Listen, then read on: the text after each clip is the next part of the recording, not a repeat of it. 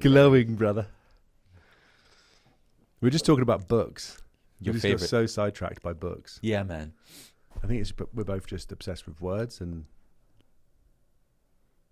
definitions. And my mum's a librarian, and your mum's an architect. So there's, like we were talking, like there's creativity inside of you that is bursting to get out if you let it. The funny thing is, my mom is creative. I would say she's creative. I don't know. Yeah, maybe like you, creative.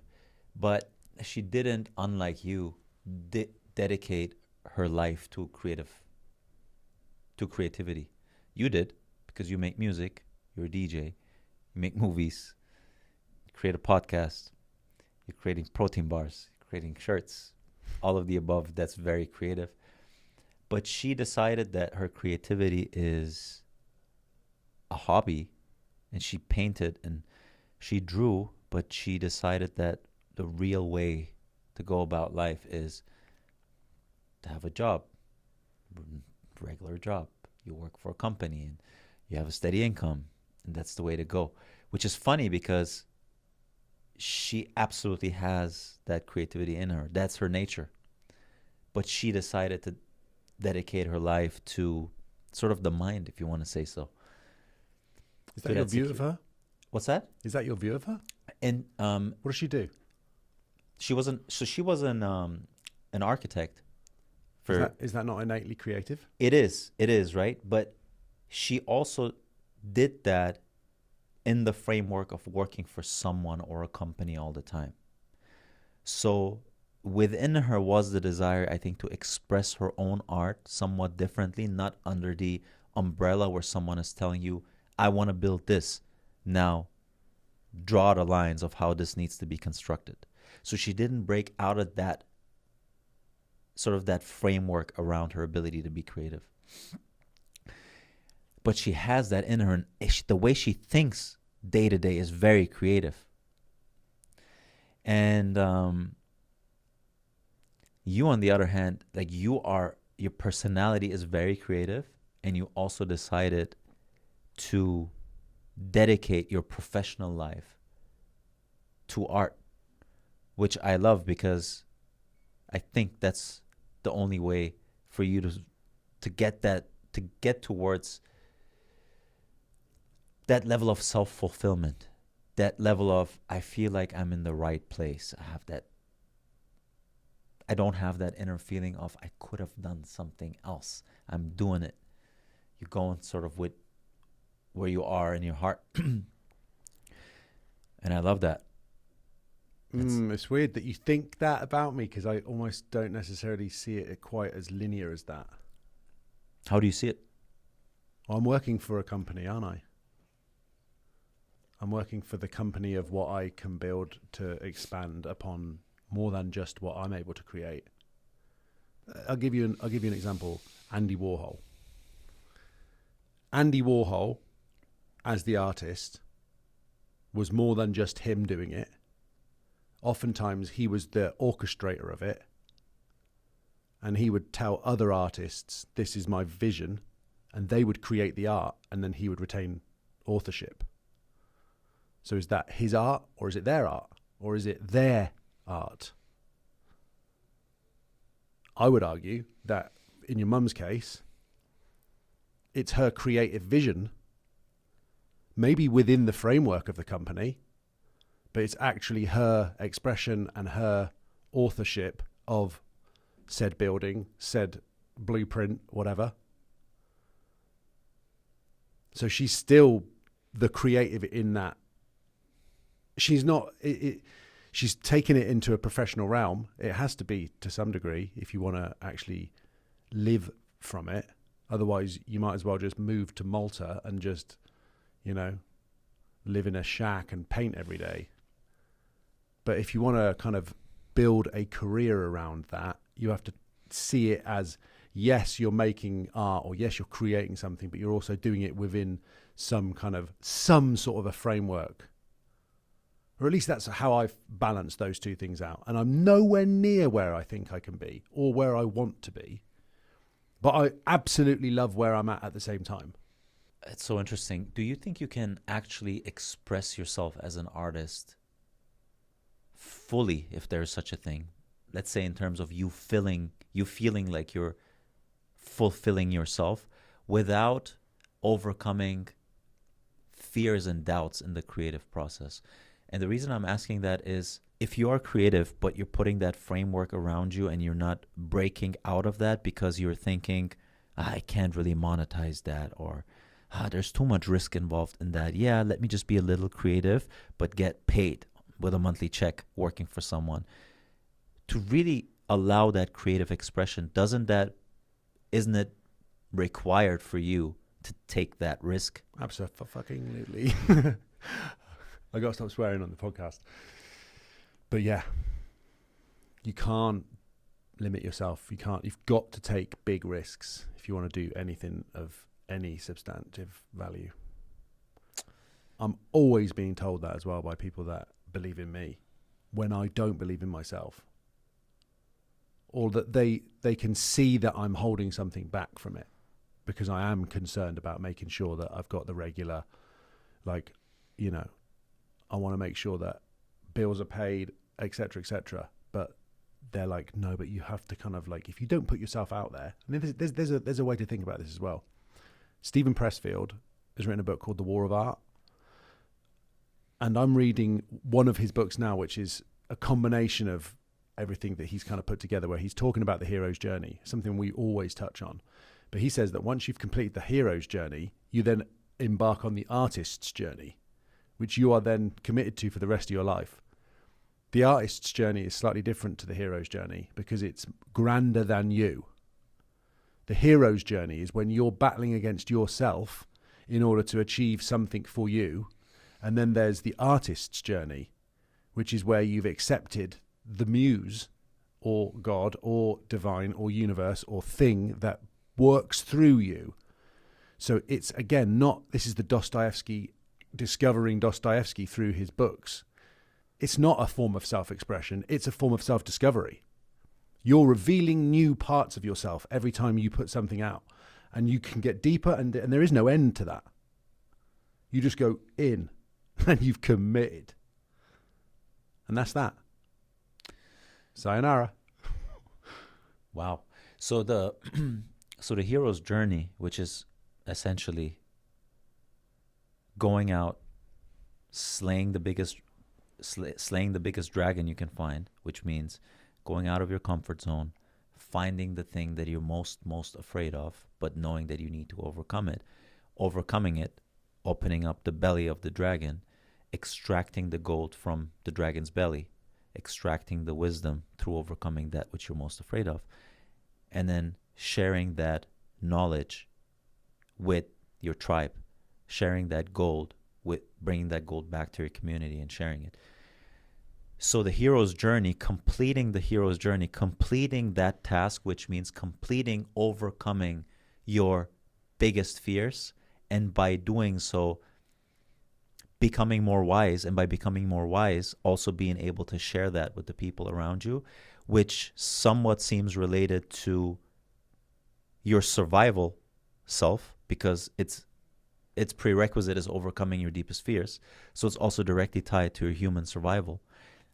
So you're saying then by completing that journey, you then move to a plane that almost transcends you as a limited, finite, temporary being, but moves you to an eternal creator mode in which you're creating yourself as you go all the time anew. Mm-hmm. So is it a prerequisite for you to slay the human dragon first in order to move up there? Yep. And there's many dragons. Like, it's not like I feel like I've completed that part of my story either. I'll be ignorant to say that I feel like I have. But I've committed. And I will never quit. And that's a freeing feeling to say that and to know it. Sometimes it's scary, though. Sometimes when things don't seem like I don't know whether they're not going the right way, or the inevitable feelings of like, can I actually do this? When they creep in, and you've just got to be like, no. I committed to this. I committed to this a long time ago. I'm going to carry on going. And for me, I find it hardest to zone in the focus because I'm so interested in exploring all of these different things. So I do need to have systems in place that keep me in one area at a time so that I can concentrate as fully as I possibly can on certain things. Because otherwise I could be, I could be going into areas of writing a book or trying to go out and paint something. But, I need to have those as hobby type things because they inspire other areas of me. What I can do in a park on a Sunday afternoon can then infuse me for the rest of the week when I come back to the music. I need those systems in place to keep me in my action zone. Because you don't get the chance to choose when inspiration hits you. You just have to be available when it strikes. It's like lightning, and you want to be right at the point where you're stood next to the tree with the rubber shoes on, and it hits you right directly in the heart. But the muse, as they put it, is always available, and your job is to be as open as possible to receiving the information from that place, whatever that is. Put yourself into the environment or into the frame of mind where you can get that most readily. Sometimes for me that can be just as simple as being in a specific place. Like I could go to a place with my headphones on, or I could turn on a certain color light in my bedroom that makes me feel that certain way, that purple is the color of this.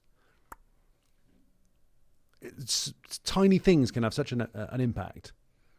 But once you discover what those things are for you, you can use those as tools to place yourself into that frame of mind. It's crazy how you're so aware and in tune for yourself with those things. Like, that puts me in this mood, and this color's like this. That's how I know you're an artist. You're very creative. Because, like a good song gets me into a better mood, but I'm nowhere near like kind of like turning on a light and sort of like flowing with that color and allowing that to penetrate my consciousness and become creative from it. And I think that's because inherently you have just opened up that pool of creativity or openness to that extent. You've discovered that more than I have. I'm in the beginning stages of that. Maybe, but maybe not. You're visualizing in your meditations, correct? Correct. So you're accessing it. That's the point. You access it in that particular way. So when you lay straight or sit or whatever it is, and you get into that zone with your breathing, and you go to the place of nothingness where you can then go, I'm the painter. I like it. Picasso. And you paint whatever comes to mind. Mm-hmm. There you are, creator mode. You don't need some colored light to get there. You just need silence and your breath. Arguably, you're in an epic place. You just need to do that as much as possible to create whatever you want to create. And it's different for everyone. There'll be a certain smell which will send you into a place. I guarantee it. You just haven't figured out what that smell is yet. Think about it. Grand Soir. The big night. There'll be something that puts you in a place. Smells is actually a really easy, quick way to get you there because it's one of the greatest connectors to memories. Yeah. So you can really get there from smells. And especially if you cut off the other senses too. Sometimes I find it really helpful to go and be in a place which has some sound, like, I don't know, somewhere where there's birds, for example, and to tune into that. Close my eyes and just tune into the sounds around me. Now, obviously, I'm a sound person, so that makes sense. But I would encourage you to try that and see what that makes you think of, where it places you. And to really pay attention to, like, I can hear a kid behind me about 20 meters to the left. You know what they're saying? Dude, you can your imagination go wild. And then write it down. Write down how you feel. Journal it. So sick. You dude. journal a lot, right? I haven't been journaling as much recently. I need to do some more. Okay. I've been I don't know, like you say, openness, creativity, whatever it is. All it is really is finding a place where you're as open as possible to like letting new things come in, wherever they come from. If everything, and we believe this, everything everywhere all at once is going on, and we have some access to be able to transurf to that timeline, whether we sit in a quiet place and go there, or, you know, however you do it, even if you're doing it in this world where you're okay, right, I'll turn on this, I'll open up this program, right, I'll sit in front of my canvas and I'll either create something that way, or whether you do it in your head, right, I'm in the place of nothingness. Where do I want to go? Same. It's the same, dude. Inwards, outwards, as within, so without. So you're receptive. You're open enough to receive that. You said that lightning coming in and being ready for when that arrives. And then you also have to, though, be courageous enough to follow through with that energy that comes into you, whatever that intuition is in that moment that comes in, that creative energy. Because you could easily block that off and say, yeah, but I don't know, this is risky to pursue. I'm not going to pursue it. Or put your mind again on something else. And I think, to come back to what we spoke about in the beginning, you overcoming certain fears and taking on the risk in order to express yourself creatively to the highest extent that you can. Maybe that's easier said when you don't have a kid, or when you're younger. Maybe, you know, you're not married yet. You haven't had a career for like 15, 20 years. Maybe you're not a single mom that raises a kid that maybe thinks about expressing their craft and their creativity differently, because there's a certain risk involved in that, financial risk. And how do you go about that then? You know, it's like, it's very valid, man. If you think about it, you want to do that. You want to express yourself creatively, but let's say you have a kid, you're already in your 40s, you have a job that at least pays the bills, you know. To put all those eggs in one basket, we know intuitively that it's the right thing to do still, because it seems to be the calling, right? But then you also think commonsensically about it, and it's like, yeah, I can see how expressing maybe your creativity within the framework of security makes more sense. And I don't know, there's no right or wrong, right? I'm just thinking out loud, but I can see that being a hindrance for someone to fully express their creativity, and probably for good reasons. Yeah. Yeah, and it's not for everyone, right? Like, some people function much better with a much more structured day-to-day thing. You know, they go to work Monday to Friday. Once you sign up to doing anything in this kind of realm, you're like, there is no off switch. There's no finish at 5. It's every day, all day. I wake up at midnight sometimes, just with things coming to me. I'm just like, it's a barrage. I wouldn't wish it on anyone else. You don't want to be inside that head. It's a bit like, not likening myself to Elon Musk, but he's like, you don't want to be inside my head. There's too many things going on. It's chaos to try and understand where you're at any given point and to make sense of it. How does that? I'm actually curious, because I always try to understand your mind specifically. You're a legend, bro. Like, I'm trying to think, someone who does that, like DJing, Story of Everything, podcast, football shirts, protein bars, skincare, hair care, all of the above. How does your mind work? Like, when you say you wake up at midnight and you say, dude, you don't want to know what's going on in my head. How does it, is it just a bunch of different voices just like saying something and you're trying to just organize all of those, or how does that work? Yes. How's your head, man? It's strange. Sometimes I feel like I'm on autopilot, but in the best possible way. Like, I'm called to something and I realize that I'm doing it, kind of in the moment of doing it or just after. I was like, oh, I just did that thing. I'm just doing what I feel like I'm drawn to, and I'm trying to not question it as much as possible. Even though we just had a full episode about making sure that you question everything. Maybe I need to question more. Maybe I don't. Well, essentially, you're not questioning your intuition. Yeah, that's right. You told yourself that one thing you won't doubt is your intuition. But probably because you've worked your way up to trusting your intuition to that extent. Some people have very shitty intuition, bro. The question is, how do you get yourself to trusting your intuition?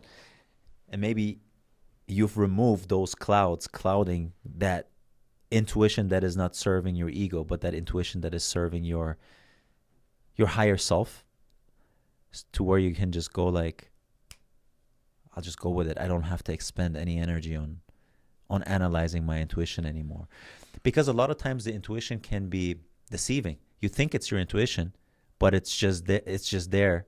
There's just a voice within you telling you to go drink, go out, do party, do this, because it's trying to numb the pain. So you have to make sure that it's actually your intuition and your operating system is tuned to a grander vision of self, to something that is right for you, that is needed for you, versus something that you might just want on the whim. So I think because you work on your self-awareness, and it's a big part of your life to peel back all these layers of your personality, to maybe you have just a clearer path looking to that inner voice within you, knowing that it's there to serve you well. So you can just rely on that. Yeah, more so the last couple of years, I think, for, having been through a period where I was definitely being absolutely a dick and selfish, to then realizing that and to trying to kind of make amends as much as possible by being much more kind, compassionate, generous, things that before I felt like I was kind of guarding things that I'd managed to accumulate for myself, where rather than realizing the inherent joy that comes from sharing it with everyone, because there's no fun in having the things and having no one to share them with. That's a good one, man. And then unpacking that as much as possible, and in that process doing as many things for myself that I can to kind of level myself up. So fitness, nutrition, being on it with that kind of stuff. Like what are the upfront close tangibles that I can control? Okay, I can take better care of myself. I can eat better food. I can stop boozing. I can stop taking anything else which is not beneficial for my body or my mind. I can do the harder things. So I had to kind of decide who I wanted to be. That's another visualization thing. Like we think about that all the time. And again, there's no ending to that. That's what Joe Dispenza says. That's what I love about what he says. If you don't take time out of the day to work on creating yourself, all you're doing is just re-experiencing yourself in the past. Mm-hmm. We don't even realize that. We think by actually going to work and doing those things, we're doing that. We think that we're actually creating something, or we're creating a new version of ourselves. But really, if you do not renew your mind, even if you're involved in the actions on a day-to-day, you're essentially just on autopilot from the past. It reminds me of, I think it's Romans 12:24. Do not conform to the patterns of this world, but be transformed through the renewal of your mind. And by doing so, you can test and approve of God's good and perfect will. That verse is a pure bar. It's my favorite verse, because it starts out with do not conform to the patterns of this world. It means do not trust everything you see with your eyes, that you smell around you, that you believe to be real. But be transformed through the renewal of your mind. It is not speaking about go and act things out to change anything around you. It's not saying any of that. It's saying be transformed through the renewal of your mind. What's your mind? It's your beliefs. It's your thoughts. It's your ideas. It's your attention. It's your inner conversation. And by changing that, you can test and approve of God's will. Meaning, by changing that, God will reveal himself or herself. How? By revealing itself in front of your eyes. How? By changing the objectified reality, the world around you, based on the transformation of your mind first. Not revealing himself or herself directly, because if you see the face of God, you're out. Who knows if you're out, man? Who knows where you're starting? Well, Moses had to go behind a rock, and he revealed his light. But, yeah, I agree with what you're saying. Because otherwise, we talk about subconscious and the conscious mind and the thoughts that create our day, and that 95% of them are the same thoughts as the day before. So each day we've got to be in that state of renewing our mind. I couldn't agree more.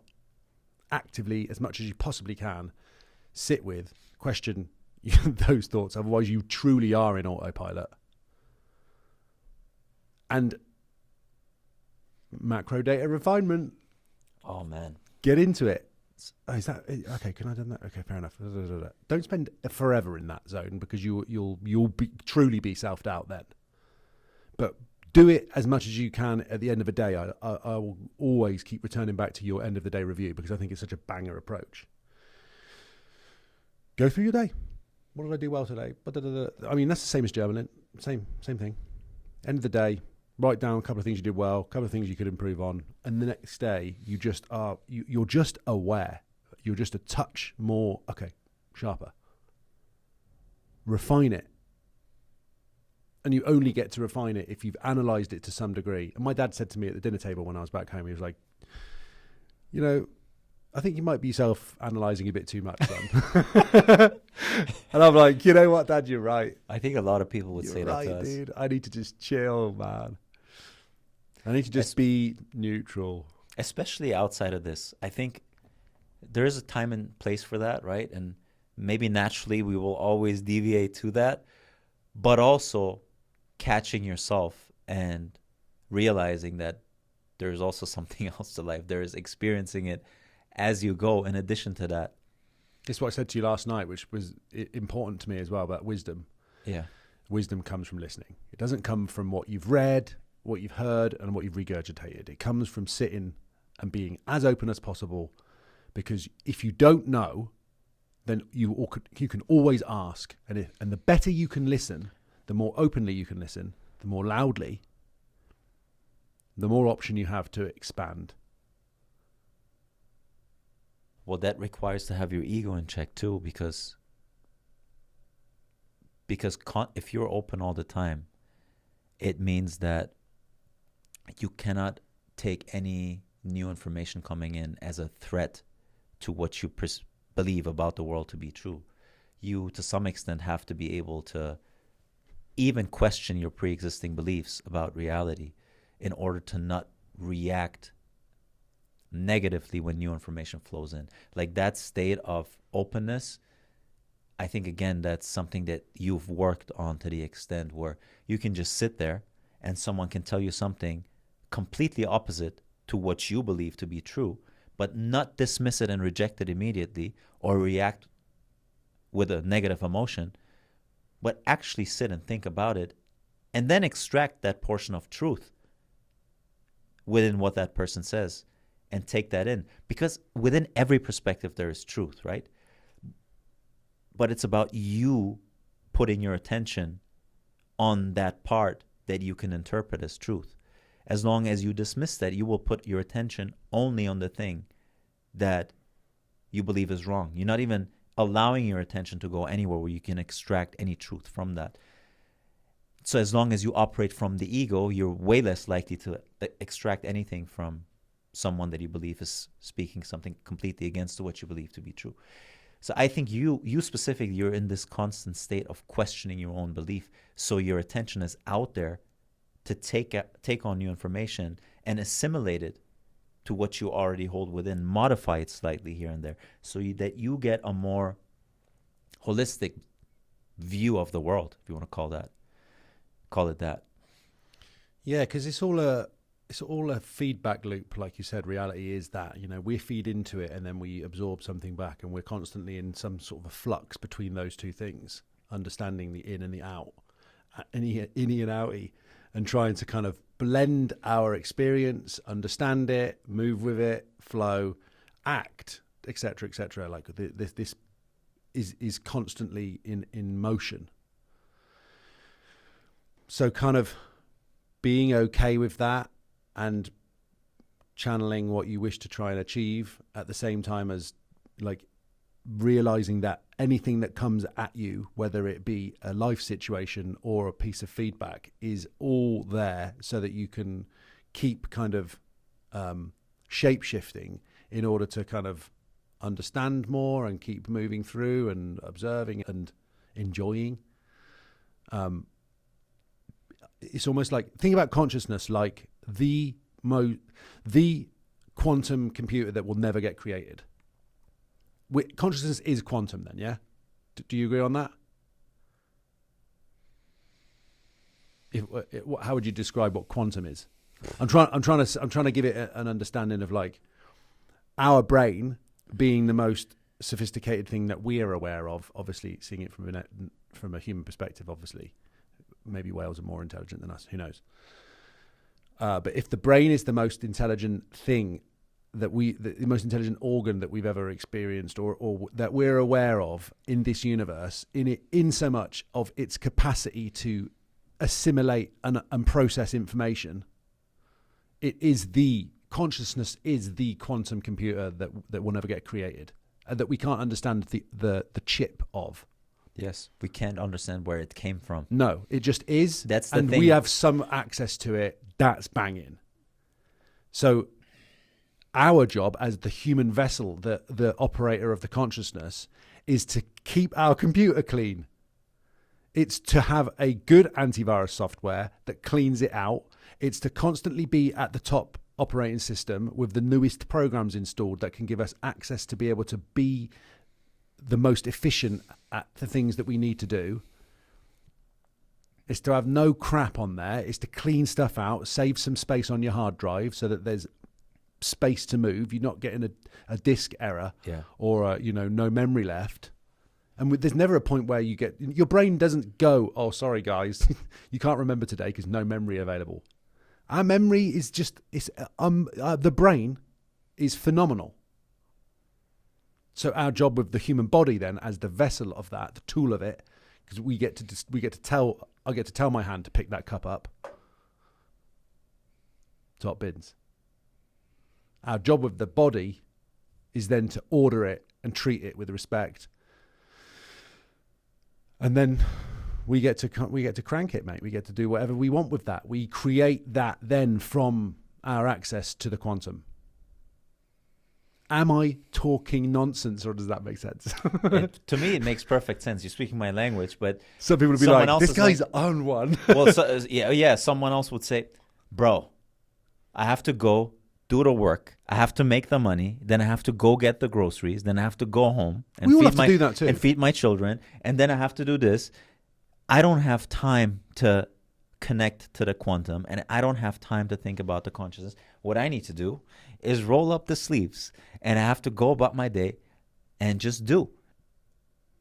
That's because a lot of times we're so absorbed by this being the reality that we're not realizing that what we're acting out is purely a consequence of an internal state that we're not renewing.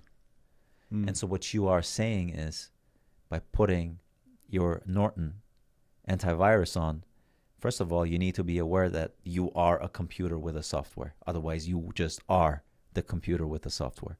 So the first step is that awareness of it.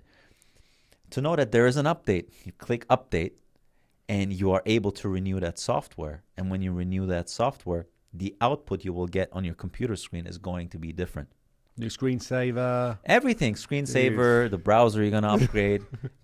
Couple new widgets. Yeah, I just upgrade from HP to Apple. Yeah. You upgrade all of that. So, and so it's realizing that what you're doing in your day to day, and the rolling up of the sleeves and the going to work and doing the groceries, that in itself is a reflection. It's a mirror of the operating system. But as long as you do not realize that and place the importance throughout your day on cleaning this up, for that long you will be kept imprisoned in this three-dimensional realm. You have to place that importance on your internal state and the renewal of that state and the cleaning up of the hard drive in order to do it. And you will only place importance on it when you think that it actually will affect your life. If you think all of that, like you said, if someone hears you and says, or us says, this is all BS, yeah, then you will operate in the three-dimensional realm. You get things done here, other things do not work out. Feel good one day, feel bad one day. You'll do that, and there's nothing wrong with that. Like as long as you're okay with that. But I think within us, there is a calling to evolve spiritually, and I think part of that spiritual evolution is understanding that the world around you is a reflection of your inner state. And then you will place importance on cleaning that hard drive up and updating that software. Yeah, and the fact is that no matter whether you have access to a computer or not, still in the analogy of this, like the story of it, right? To make that apparent to somebody that is, looking after a kid or has to go to work for whatever, got to go do the groceries. Cool dude, I've got to go and drive an Uber. There's still the access to the quantum. Like if you have a child, you created that child. You look in the eyes of that baby, that is quantum looking right back at you. Meaning and purpose. Always a connection to it. I don't have a kid, so I find it by being silent and talking to God. You might find it some other way. Joe Smith is going to find it some other way. Doesn't matter. Access to it is instant and whenever you want it. Find it how you find it. On top of that, though, clean out your hard drive. Otherwise, you're going to be on a Dell laptop, 4 megabytes. Bro, so slow. But I think there's something in there. I don't know what it is, but yeah, there's something there. And I think, everyone's talking about, is it a simulation? Conspiracy theorists and stuff. Yeah. I like that because at least they're seeking. I actually, that person is that simulation. That person is trying to make sense of reality. So I think that's the part of the awakening process, right? But then it's remaining open towards, well, maybe it is, maybe it isn't. Let me explore that question. Let me not just end there and say it is. I think the challenge is to make sure that you regain control of that situation rather than giving it to somewhere else. Because if you say it's all a simulation, someone else is controlling it, you might as well be talking to Morpheus. Yeah. That reminds me also with the analogy to religious people that are not necessarily spiritual, that believe that, or that wait in order for everything around them to appear magically because Jesus is going to resurrect and they're going to be saved, and make the entire process waiting for it to happen and not realizing that they're actually in control of that resurrection, and that resurrection happens with the transformation and the renewal. In here. I would say even less up there, but in your heart. Yes. Well, let Jesus into your heart. Well, the mind is connected to the heart. So the reason I'm going here is when I say the mind, a big part of the mind is your belief, your thought, your ideas. And your beliefs, thoughts, and ideas are directly related to your emotional state, which is the heart. So ultimately, the core of that comes from the heart. You need to feel differently to think differently, and you need to think differently to feel differently. So they're interconnected. But both of those are internal states, right? So that puts the same guy that says the simulation is external. Someone is pressing the buttons. You are pressing your own buttons. You just don't know. Mm-hmm. It's you that is pressing them, and it's you that's saving yourself. What do you say to someone then that says, are we in a simulation? If someone says, say it again. If someone says to you, are we in a simulation? What do you say back to them? When I hear someone say that, it seems to me like they're expressing it in a way that is out of their control. There is some alien in some basement sitting in there and playing a video game with you that is an external entity to you. That's because we look at this through human eyes of separation. We believe we are different from one another and from everything. I'm different to you. That alien is sitting in the basement pressing the buttons, and I'm just reacting to it. That's how most people view the simulation. I do believe that there is some truth to that simulation, but I would call that an imagination objectifying itself in this world. But that imagination is your own imagination. So the simulation is not externally created by someone else somewhere else. It is created through your own awareness of who you are and your own I amness. So what you're playing out on this realm is a self-controlled simulation. It's not externally controlled. So that puts the ball back on your side. And now you can decide, which simulation do I want to experience? That experience that I tell myself I am. So that that would be my distinction of simulation as we are just controlled and there's nothing we can do about it, to a simulation that we've programmed ourselves. You are the simulator. You're the creator of the simulation? Hmm. When I was researching about simulation theory, this book, Simulacra and something else, came up from the 80s. I think it was what The Matrix was based on. And some of the concepts in there are going to be too difficult for me to even try and explain. But it was basically saying something along the lines of there's one original thing and then there's a bunch of copies that are made of that. And at some point you get into a realm where everything is then the copy and the original thing is not there anymore.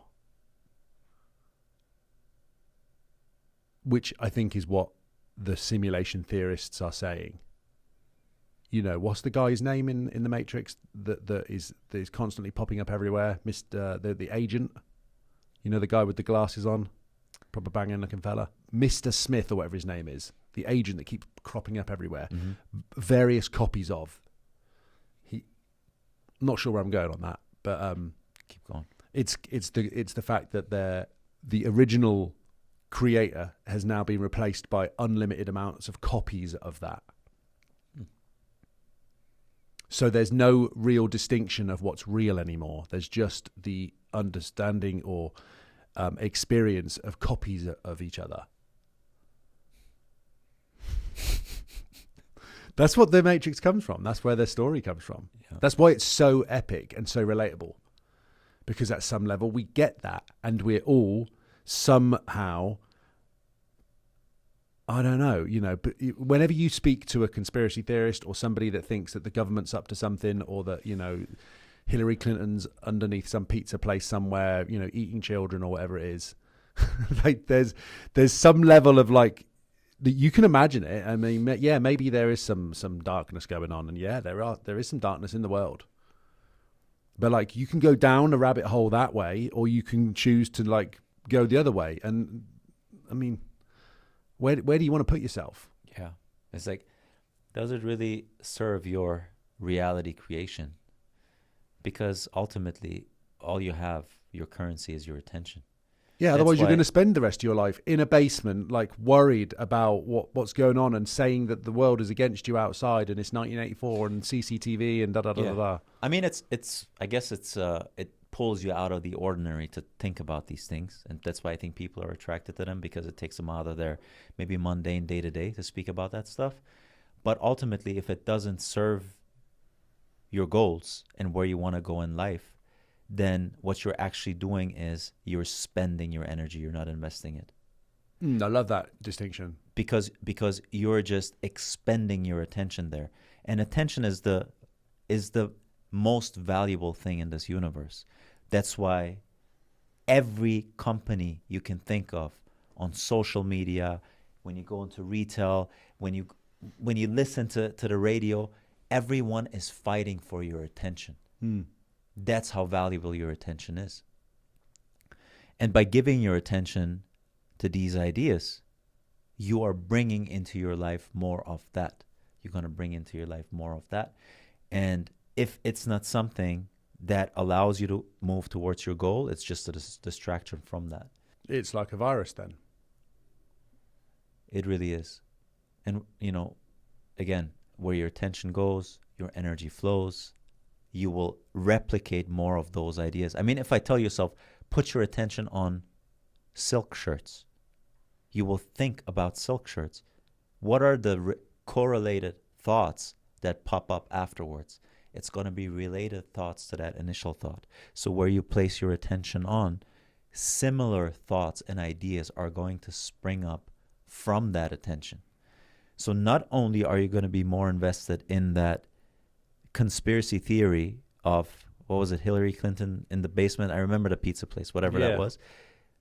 Similar ideas are going to spring up from that initial idea. So what you're relating is a chain of thoughts of these events that occupy your attention but absolutely do not serve you. So you will probably spend most of your life with that. I actually know people that are in their 50s and 60s and their day-to-day posts are about Trump, are about that stuff, are about the transgenderism, are about like the day-to-day.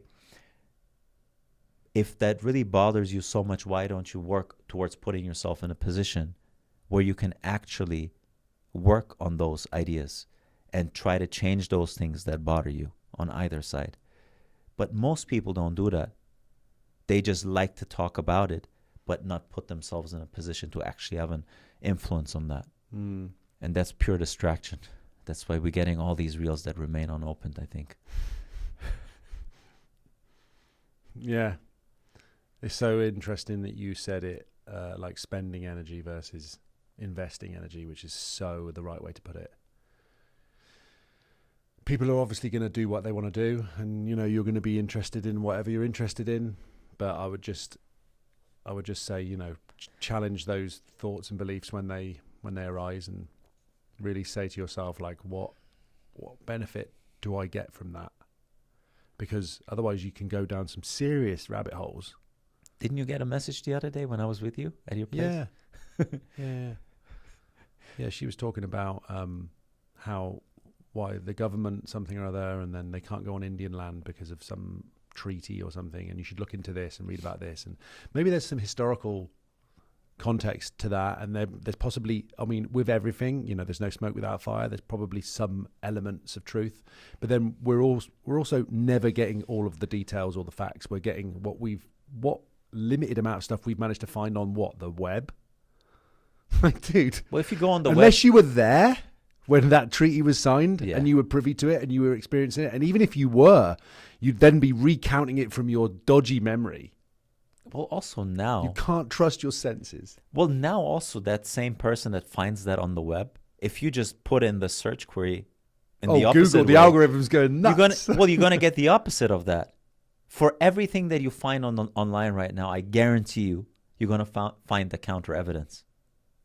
Mate, as soon as I get home, I'm going to be flipping getting silk shirts coming up on my Instagram. You will be. I mean, Amazon's going to be popping through. Oh, were you thinking about silk shirts? No, dude, I was not.